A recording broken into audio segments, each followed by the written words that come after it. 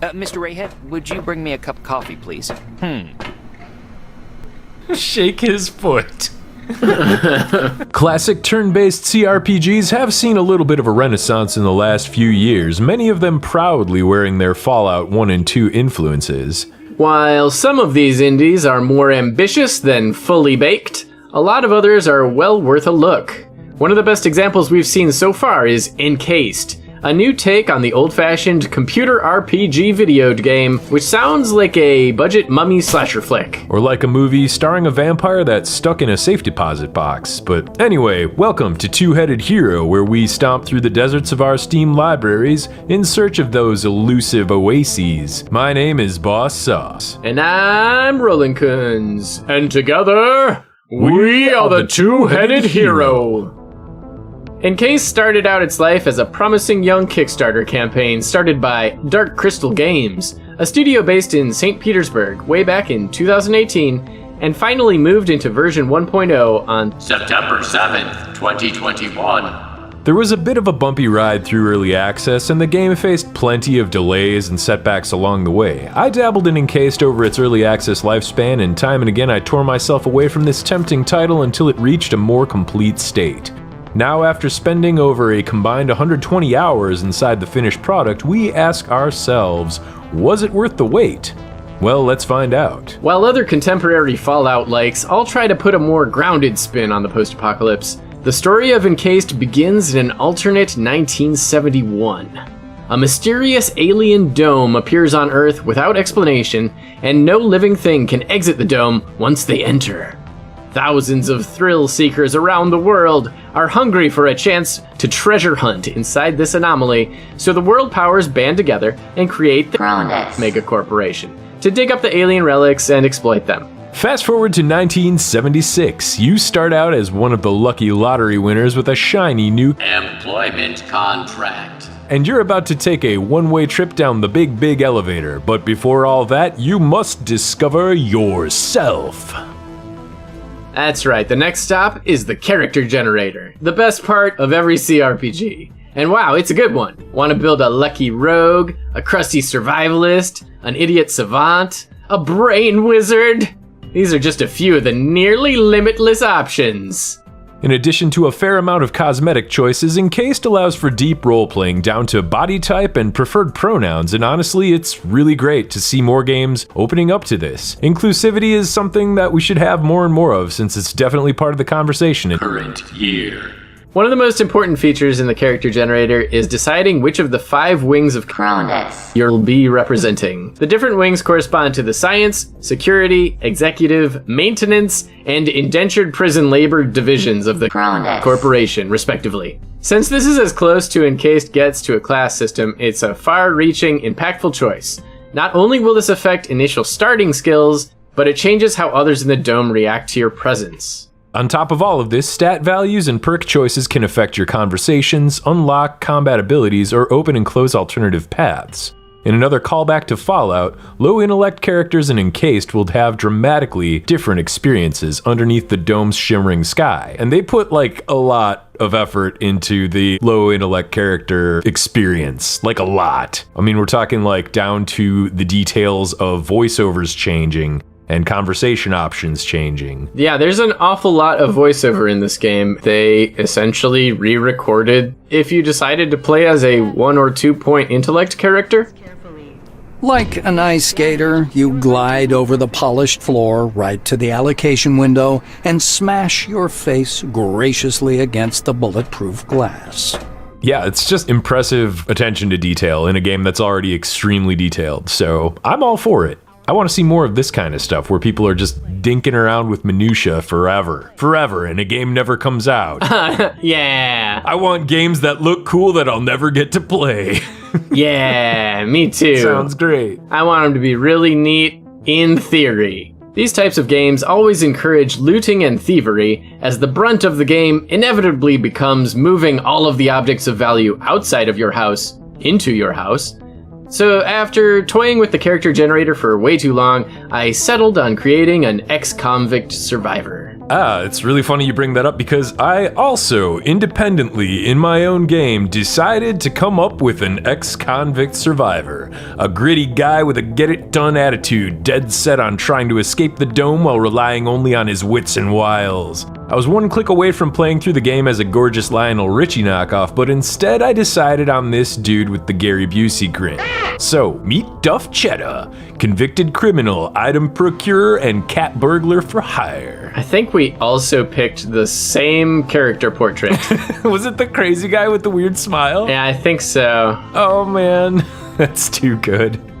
Duff started his adventure handcuffed in a space elevator as it lowers into the dome, where we finally get to check out the visuals and audio that Encased has on offer. The overall look of Encased is something that I'd like to describe as Unity clean.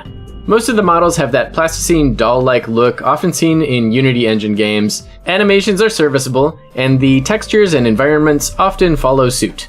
Not to say that it lacks detail or style, but Encased presents a pretty clean wasteland for the most part. I would have liked to see it a little more grimy. However, the tech and equipment designs are a different matter. Vehicles, weapons, and devices are a delightful crossroads of sci-fi cybernetics and mysterious alien tech, all zipped up in the bell-bottoms and bushy sideburns of the 70s. Plus, there's some particularly gruesome monster designs and body horror that would give John Carpenter a half-chub. Then we have the Servo Shell, an awesome suit of armor guaranteed to please even the pickiest Warhammer 40k fan. Encased aims to do with the 1970s what Fallout did with the 1950s. Hippies, aliens, cyborgs, lasers, sideburns, polyester, oh my. Plus a healthy dash of cosmic horror never hurt anyone, right? Right? Even though the models and animations are decidedly baseline, the oil painting style choose-your-own-adventure segments are really cool and stylish. There's a ton of these sequences, and they add a ton to the game's personality. What's less great is the busy and sometimes buggy interface that surrounds them, as well as a few sloppy typos. This is forgivable, based on the staggering amount of localization and voice work that went into the dialogue. Plus, the game has a healthy tempo of updates and patches, so it's likely that more improvements will come along. So how does it sound? Well, the sound effects are passable, the ambience is fairly well done, especially near the mysterious anomalies, but the 70s sci-fi'd flavored... Sci-fi'd? It's been sci-fi'd. How would you like your French fries? I want mine sci-fi'd. Extra tentacle. The 70s sci-fi flavored background tracks are a total treat for the ear holes. Synth arpeggios with catchy hooks and mysterious exploration themes are the audio soup du jour, and fit the mood of the game with a perfection that would extend John Carpenter's current half-chub into a full-on chub. We're talking about fish. Yep. The aforementioned voice work is a mix of good and bad in both delivery and recording quality. Sorry, Charlie. But the narrator's measured rasp is the star of the show. The shadow of an airplane flies across a faded yellow desert. A cheery voice fills the room. The slow, steady freight train cadence of the narrator's voice makes Encased feel like playing an intimate session with a dungeon master, even if my own impatience often made me skip it and read ahead. While the potent cocktail of immersive elements goes far in making your dome journeys even more addictive, it wouldn't be much without some cool places to poke around in. Fortunately, Encased has a whole mess of them. After your fun elevator ride with your new buddies, there's a lengthy tutorial section which familiarizes players with all aspects of the game, in the guise of training and simple side quests. You can also just do as I did and perform a bunch of petty theft to gain an early advantage, and then everyone hates you and you have to consistently dodge a bunch of circles for a while. If you're really good at thieving, you'll just do all your petty theft in one run, and then you'll leave the area, and then you'll come back in a half an hour of real time, and everyone forgets about it. Yeah, and if you're really bad at thievery, you will steal something small from a very important character, and then become stuck in the corner of their office for a half hour. As soon as you pick your first pocket, you'll realize that stealth and theft is a bit more involved than most games, kind of like we were just teasing about. But yeah, your victims will search you out, and they'll remember your transgressions for quite a bit of real-world time, so being quick and clever is paramount to success. The payoff, though, is well worth it. There's a lot of stuff to loot, and every single thing you can pick up has a use. You'll be wandering the wastelands with your pockets stuffed to the brim in no time. Beware, for a spoiler skeleton approacheth! I've cast my many wards, but he has broken through. It's me again, the spoiler skeleton. Well, anyways, I'm about to spoil the shit out of Encased, at least a little bit. Oh yeah, so one gas station stop and trip through the maelstrom later, stuff goes even more very, very wrong, and your intrepid wage slave gets launched into limbo. When you return, things are much different in the dome. The elevator has collapsed, factions have arisen, and survival is the #1 goal of the day. This is the point where Encased finally opens up and the real game begins. This is also the point where you'll realize you were just playing the tutorial for 6 hours. What a weighty and awesome fake-out. A vision in your head pulls you to a new settlement, Junktown. You're given a laundry list of tasks to go about doing, including getting the factions to work together before the maelstrom grows out of control and swallows up everything and everyone within the dome, thereby leaving you nothing to loot. What a bummer. By the hoary hells of Harbaloo, I banish thee. No, I gotta tell you about your plot point. There's a lady with a robot eye. Oh god, it burns! Quit it right out, you. Spoiler skeleton, away! All right, continue on. What the hell was that all about? Did you invite a skeleton? Once you have free run of the map, your travels will reveal many points of interest, as well as random dialogue mini-adventures that can net your dutiful worker some unique relics or other useful loot. Maybe you'll chance upon a traveling merchant. Santa? Is that you? In the desert? In this economy? Maybe you'll find a mini-dungeon full of creepy crawlies. Or maybe you'll end up throwing hands with your mama, just like a regular Saturday night. While wandering the wasteland, you may notice call-outs to Fallout, Roadside Picnic, and other post-apocalyptic franchises. As a wink and a nod to the Stalker games, the employee can toss bolts to temporarily deactivate the numerous deadly anomalies sprinkled throughout the maps. There's even a quest that calls back to the 1997 Kevin Costner film The Postman, which probably makes this dev team the only group of people on Earth that remember that movie. You're famous. Yeah, I guess I am. And all of a sudden, I'm not wearing the right clothes. Unfortunately, a few of the larger settlements have a bit of an unfinished feeling. A couple of the cities are huge maps without much going on. At other times, though, Encased positively drips with environmental storytelling. I encountered a RoboKid junkyard early on, and it didn't have a shred of dialogue or journals in it. Exploring the dumping ground for thousands of dismantled fake kids was so bizarre and chilling, like a mass grave full of dolls. And it serves to remind you of earlier story beats that reveal the denizens of the dome become sterilized upon entry. Since they can't have kids, many of them use these weird robotic surrogate children to project parental emotions onto. For the extra curious contractors, scanning can reveal more about the in-game characters and technology. A successful scan nets you bonus points that can be turned in for useful stuff like medkits and crafting materials, and makes exploration rewarding in a more tangible way. A lot of the immersion in Encased lies within the simulation. It's entirely possible to bypass huge storyline quests by stealing the correct item or hacking the correct terminal. There's nothing quite like that exhilarating sensation of grabbing the quest MacGuffin and creeping your way through a bunker before the guards figure it out. Yeah, you know the feeling. The one that whispers, hee hee hee, I got away with something the game don't want me to do. As awesome as that is, don't be entirely surprised if you do break the odd quest here and there, because it's a really complicated game and it's a small indie team. So I definitely ran into a couple of unfinishable quests during my 100 hours with the game. Puzzles are sometimes environmental and sometimes dialogue-based. These can be simple skill checks, instant death, or involved logic puzzles. For example, there's a lengthy reactor power flow puzzle at one point, and there's another puzzle involving computer servers that feels like looking for a needle in a haystack. Both are based within the dialogue system, which can make them tough to visualize unless you start whipping out the old paper and pen and diagramming them out. In contrast, there's a steam valve puzzle which is particularly devious. The answer is hidden right in plain sight on a panel in the environment, not even an interactive element.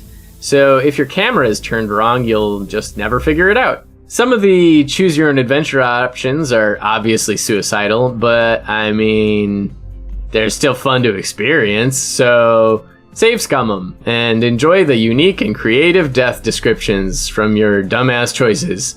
Thanks to one of the most robust save systems ever seen. Up to 20 quick save slots, another 20 autosaves, the ability to save even in mid-conversation while you're doing a kickflip. It's like the devs played Fallout and said, hey, you know what? You know how much we like save scumming in this game? Well, here's how we can make it even better.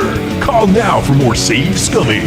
1999. I banish thee by the beard of Beelzebub. Away!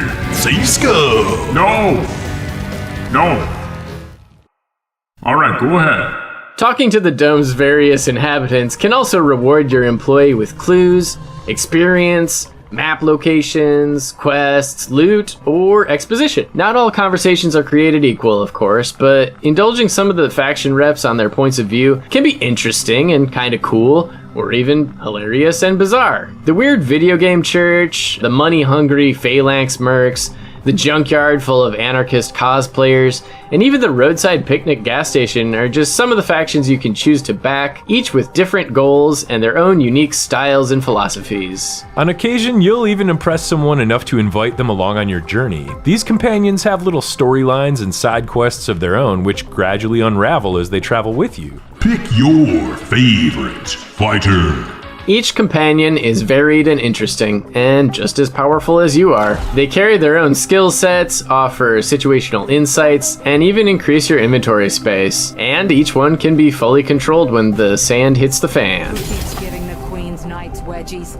Come on out. When you can't talk or sneak your way through, you're gonna have to make with the bang bang, and Combat and Encased has a lot going on. At the start of the game, players can choose between 4 levels of combat difficulty.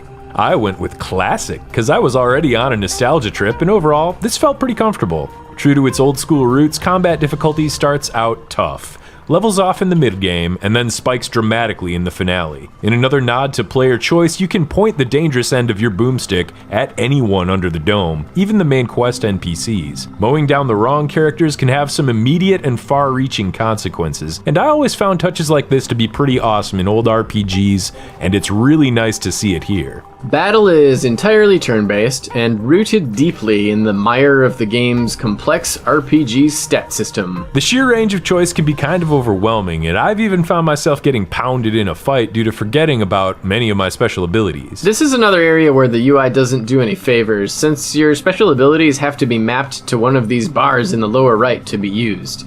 And there are way too many special abilities that you'll be regularly using if you're anything like me and want to take all of the skills, then you can fit on a single bar. Anyway, once you've acclimated to the combat tempo and started managing your cooldowns effectively, you'll make each battlefield your plaything. Skills that stun, knockback, and disarm are particularly helpful, and the addition of a fatigue system allows for non-lethal approaches. I didn't do any of that, because I'm a murderous bastard. Encased completely lacks any sort of cover system, but clever use of sight lines allow for mid-battle re-stealthing. Environments often contain landmines and exploding barrels that can help clear groups of enemies and turn the tide of a tough encounter. For even more of an edge, there's a cubic shit ton of consumables and items that can temporarily enhance the abilities and stats of your intrepid workers. Nearly every usable item in the game can provide some sort of buff or debuff, from amphetamines to toilet stalls. In fact, using either a shower or a toilet provides the relieved status effect.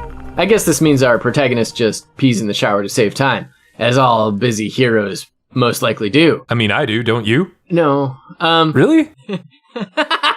No. Anyhow, using a combination of these buffs, tactics, and skills can allow your single laborer to run a full-on guerrilla war against deadly odds. Did you ever go into a creepy area and use a mirror and get a status effect from it? Yep. Okay. You can get spooked. You can get spooked. Otherwise, the mirrors will also make you feel handsome.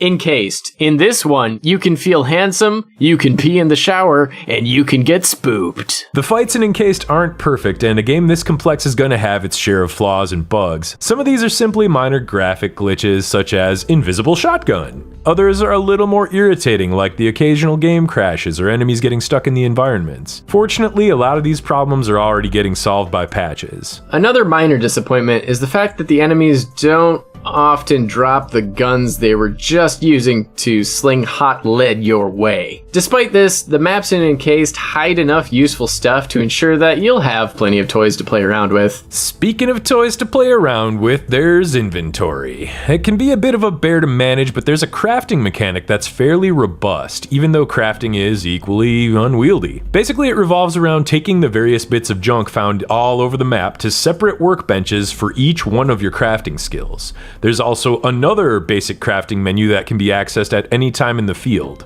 And I didn't know about the basic crafting menu, which really stopped my quest progress at one point in the game, until I actually had to look it up. Do you speak of the secret crafting menu? It's not even secret, you push a key. The keyboard shortcut is secret. Upgrading your guns can likewise be done wherever and whenever you find the parts, provided you have enough gunsmithing skill. This is all a bit of an inconvenience. It would have been nice to have a more streamlined system because crafting is very useful for making much needed guns, grenades, and gadgets. The other element of survival pretty much boils down to nag meters. Food and water are found everywhere, but the fatigue meter became a real problem during my playthrough. My dude was popping energon stimulants like candy just to travel around the map. By the time I hit level 25, I'm pretty sure his teeth would have been ground into little nubs. My workaround for that, and I guess I did experience that same thing, was I carried around a big bag of instant coffee. You know, my one guy would just not sleep for days and just constantly drink coffee.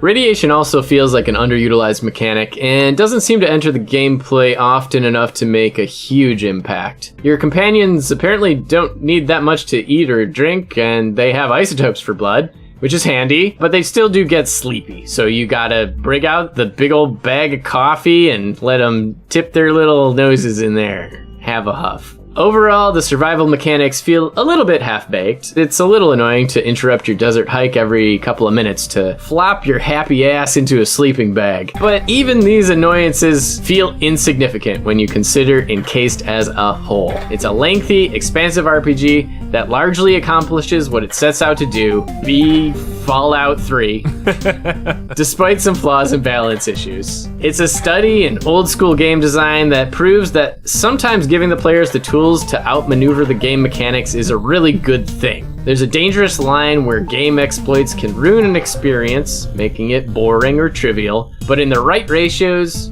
cheesing can make a more mundane game mechanic feel pretty dang good. Those types of things are what makes the player feel like they're getting away with something naughty. Yeah. And that's a cool feeling. And a lot of games don't do that now. They just like hold your hand and you kind of go through the story pulled along by your nutsack hairs through the entire thing. The opposite of being pulled along by your nutsack hairs is feeling naughty. Encased lets gamers go nuts with possibilities instead of railroading them to a particular path. It has a nostalgic design, a creative setting, and a ton of meat on the bone when it comes to content. Unlike its spiritual predecessors, Encased has the advantage of the patch, and the developers seem to be keeping it pretty lively with a variety of fixes, updates, and even some limited time in-game events. What's already here is immense and replayable. It's a steal, even at full price, that's sure to provide many long hours of deep gameplay. So, have you played Encased? I've played it. Have you played Encased? I've played it. Have you? Are there any other newer RPGs out there that scratch that old school itch? Let us know in the comments. Once again, thanks for watching. Make sure to like, subscribe, bell thingy, touch the bell, and touch the bell. Share our vids. Share our videos about videoed games if you want to help us out and help the channel grow. I'd love that. And we'll see you on the next Two-Headed Hero. Begone! I banish thee! Alright, go ahead.